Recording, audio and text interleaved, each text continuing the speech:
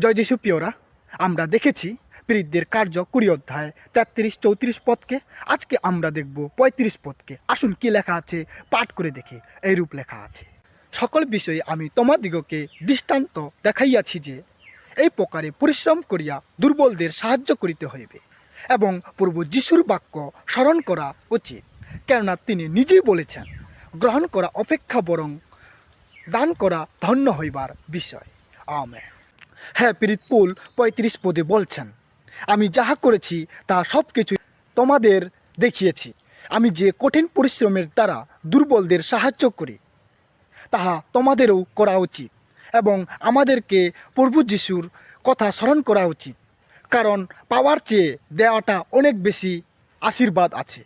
এইরূপে পৌল তাহার নিজের জীবনের পরিচর্যাকে স্মরণ করিয়ে দিচ্ছেন এফেসীয় মণ্ডলীদেরকে।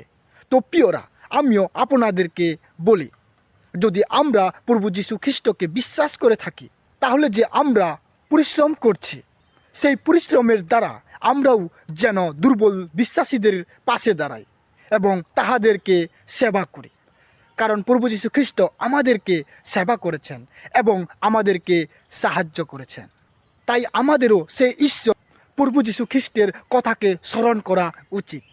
প্রভু যীশু খ্রিস্ট বলেছেন, পাওয়ার চেয়ে দেওয়াটা উত্তম। প্রিয় বিশ্বাসীরা, যদি আমরাও লোকেদের সাহায্য করি এবং দুর্বলদের সাহায্য করি, তাহলে সে ঈশ্বর প্রভু যীশু খ্রিস্ট আমাদেরকে আরও অনেক বেশি আশীর্বাদ করবেন।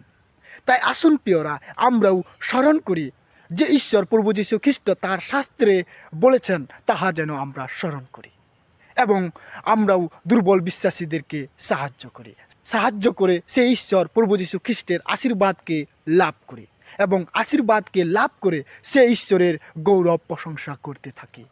ঈশ্বর এই পঠিত বাক্যের দ্বারায় প্রত্যেককে আশীর্বাদ করুক। সকলকে জয় যিশু।